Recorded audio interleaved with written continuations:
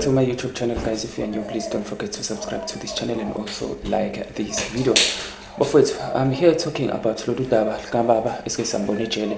Kune video ke yatrend nje ubaba laphana ke obonakala ke ejele. Talking about udaba lokuthi ke wangena kanjani la kuyikhona ke akhulume ukuthi ke cha yena ke into yamfikisa lapha ukuthi ke kuthiwa wadlwengula, yabo. So kodwa ke wabuzwa ke ingabe intatheli noma ubani lo kade ke hamba necamera ke around nje babuza ke ngama duties zabo njengoba bethunga lapha.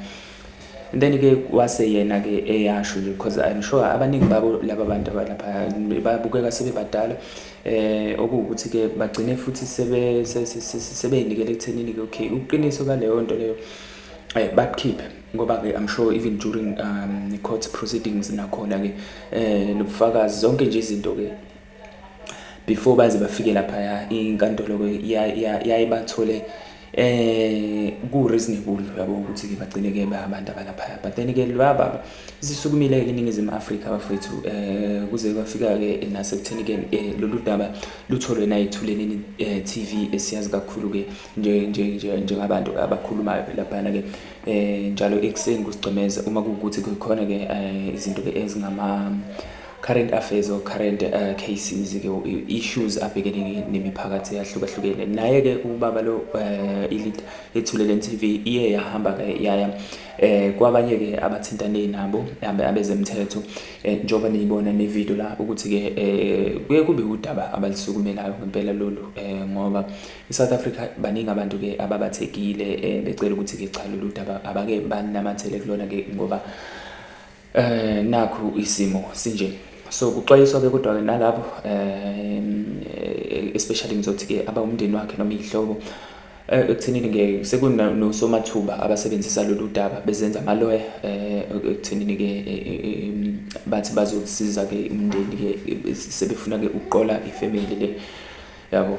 So yeah bafethu ake qikeleleke nakuloko but silapha nje I want to know bafethu nina ngokubuka kwenu ukuthi ke ngempela kuze kufike ekuthenini ke abantu bathathe inqumo njengalezi because khona umfowethu futhi naye uye comment kuyona le post le and I'm sure benwabona ama screenshots la on social media kuyona le post kule video le washo ukuthi ke no lo mfolo uyihlobo sakhe futhi noma ke ungakubo kodwa ke waboshiswa udadewabo wangabe udadewabo noma anti wabo but waboshiswa uye emqambela manga ngengane iyakhona lapho nobabwayo leyo ngane kuthiwa ke wakuthulela lokho ebe yazi kahle ukuthi ke into ke eyamanga leyo noma ke kwakuyi setup angazi ke noma ke kungenxa yenzondo noma ingxabano ke eziba khona emndenini angazi but uba khona izinto ke ezithi ke azibe imbangela especially ke uma amalungu emndeni ke engazwani, yabo.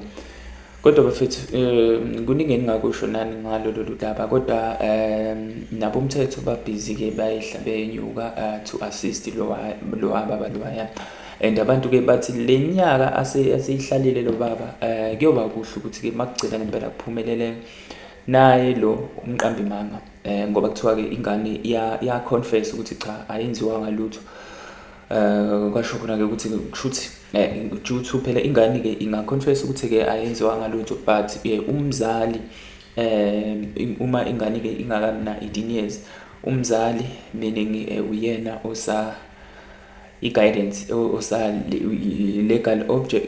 legal subject kufanelekile ukuthi ke represent leyo ngane leyo. So I don't know ukuthi ke kodwa ke kuhambe kwahamba kwafika phi ekuthenini uma ingane inconfessa emva kwesikhathi ukuthi cha akwenzekanga lutho empeleni kwasikuyathuleka nje kanjalo. Siyazi ke kodwa ingcindezi ebhekene ke nabantu ke esikhathini esiningi uma kuthintwa ke ama case anje ngalawo, yabo.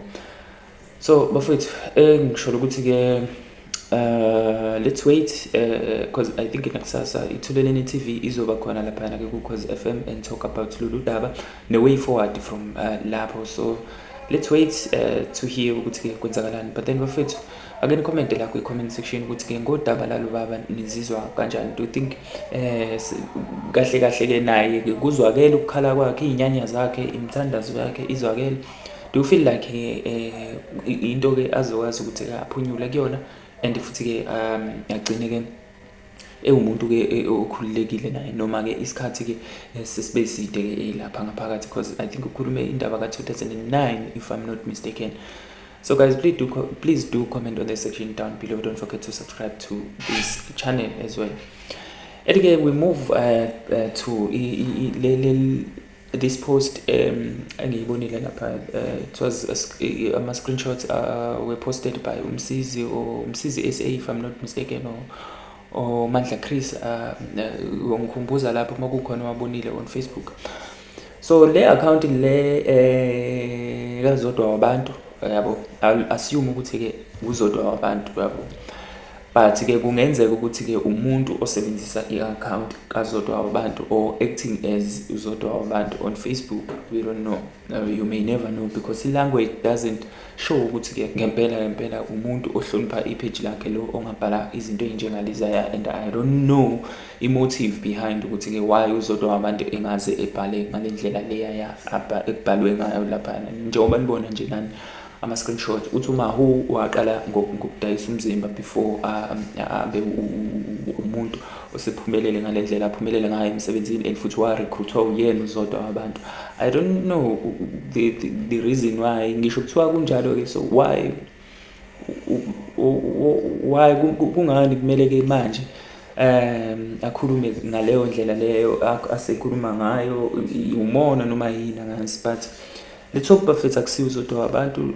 If ever mhlampe kunomuntu ngempela-ke owenza lento, or else kuyena uzodwa wabantu, ku-wrong ukuthi-ke athuke abantu, because uyabathuka and they have a right-ke ukuthi-ke bemfakele icala, because this is defamation of character, ukuthi-ke in public abanye abantu abama-artist, and ungakwazi ukuhlonipha abanye abantu-ke kakhulukazi nje besifazane.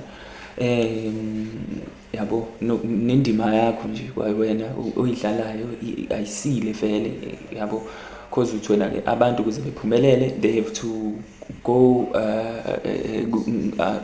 using leya route engasile. So bafethu, you tell me what you think now lama screenshots. If ever you have anything to say now, you can comment on the section down below, but let's wait and see, because mina ngibe nokucabanga noma-ke nomuzwa ukuthi kungenzeka ukuthi uyena uzodwa wabantu leya, because leya account isinama followers amaningi kakhulu, and kubukeka ku-impossible ukuthi-ke kungangeba uyena, because even ngisho ne-language leya iyafana naye nje, ukhuluma ngokuhlaphaza kanje, kuyi-language yakhe. We all know, but then again, you tell us on the section below what you think, and also like this video.